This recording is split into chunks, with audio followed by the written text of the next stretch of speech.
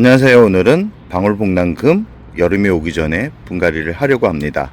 오늘 분갈이 하려고 하는 방울복랑금 같은 경우는 작년 여름부터 시작해서 많은 성장을 해주고 있는데요.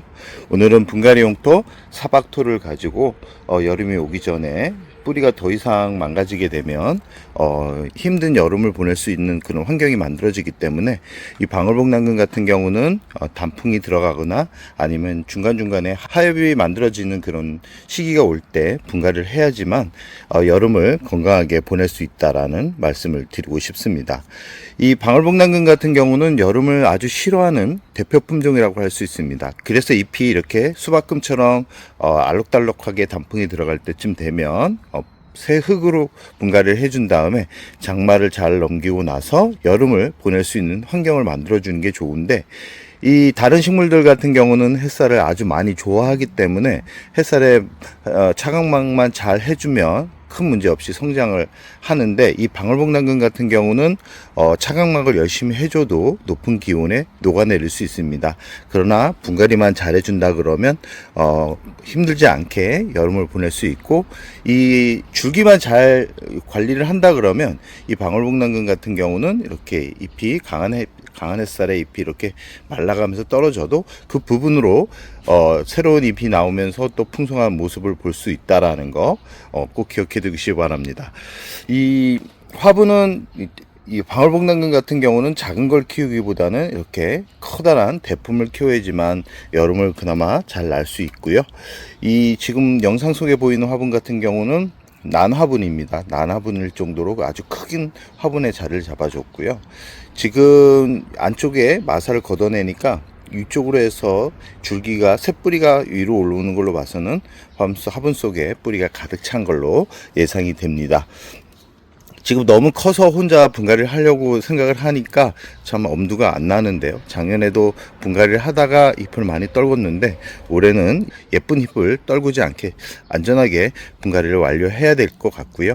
이 화분에서 분리를 할 예정인데요. 분리를 하고 나서 뿌리가 어느 정도 있고 어느 정도 뿌리를 남겨놓은 상태에서 마무리를 해야 되는지에 대한 분갈이 용토 사박토에 분갈이 하면서 이야기를 마무리할까 합니다.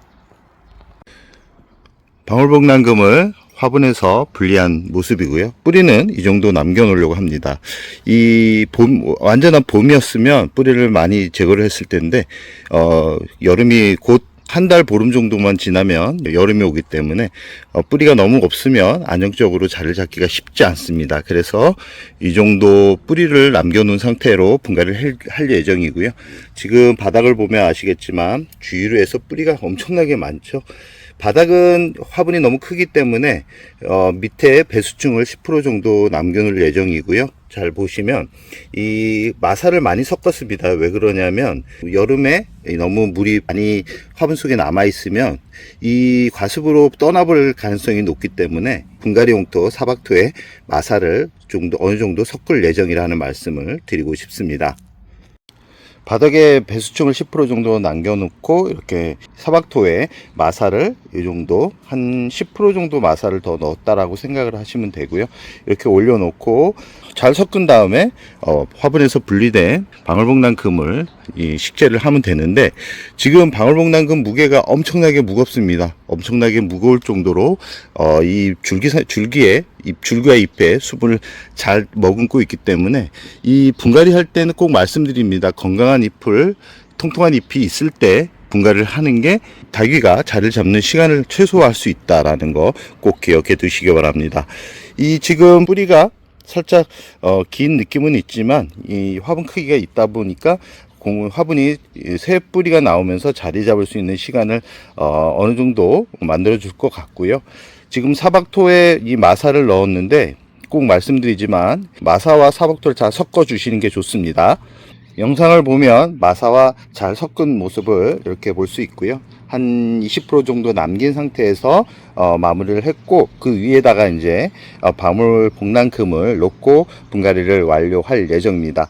이 사박토 같은 경우는 기본적으로 폰탄, 펄라이트, 에스라이트, 제올라이트, 블랙라이트, 그 다음에 피트머스와 같은, 특히 피트머스, 그리고 분변토와 같은 기본적인 배수와 통기를 잡아줄 수 있는 재료가 들어가긴 하지만, 저 같은 경우는 이 화분 자체가 아주 크기 때문에 여기에 마사를 한 10% 정도 더 섞었다라고 생각을 하시면 됩니다.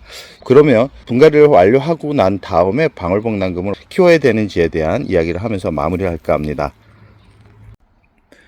방울복랑금 분갈이가 완료된 모습이고요. 지금 전체적으로 보면 대품이다 보니까 분갈이 하는데 너무 힘들었습니다. 아무리 분갈이 용토 사박토가 가벼운 소재로 만들어졌다 그래도 이 방울복랑금 자체가 무게가 있다 보니까 이 돌로 지지대를 만들었는데도 약간 살짝 기울어져 가지고 한쪽 부분을 마사 비율을 높여 가지고 균형을 잡아 놓은 상태고요.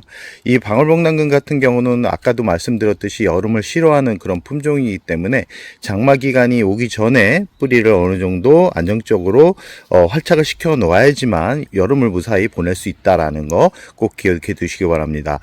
이 분갈이를 할 때 이 뿌리가 많이 제거가 된 상태이기 때문에 바람이 많이 부는 곳에 놓게 되면 이렇게 무게가 있는 그런 다육이들 같은 경우 화분 밖으로 기울어져서 쏟아질 수 있습니다.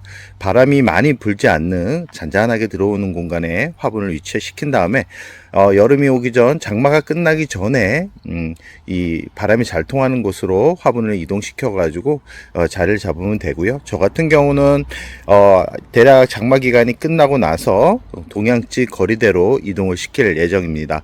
왜 그러냐면 이 친구 같은 경우는 다육이 하우스로 이동을 하기 전에 거리대에서 한번 노숙을 했기 때문에 이 상태로 여기에 놔도 되지만 안정적으로 햇살이 덜 들어오는 이 동양지 거리대가 더 낫다라는 판단하에 한 6월 중순 정도에 동양지 거리대로 이동을 시킬 예정이다라는 말씀을 드리고 싶습니다.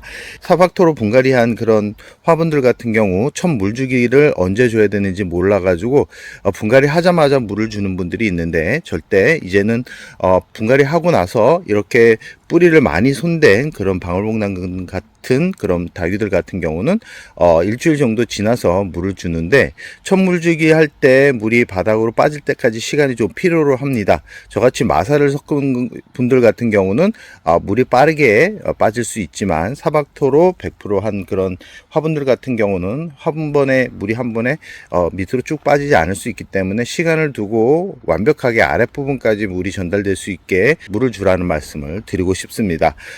이렇게 분갈이한 다육이들 같은 경우는 3월 정도에 분갈이 했다 그러면 바로 직광에 내모놔도 되는데, 지금 분갈이 한 지 얼마 안 됐기 때문에 이런 다육이들 화분 같은 경우는 햇살이 하루에 한 3-4시간 정도 들어오는 공간에 이 자리를 잡아주는 게 좋습니다. 특히 이 희귀식물 같은 광합성을 제대로 하지 못하는 그런 다육이들 같은 경우는 더 강한 햇살이 들어오는 곳에 위치를 잡아놓으면 몸살을 할 수 있다라는 거 꼭 기억해 두시기 바랍니다.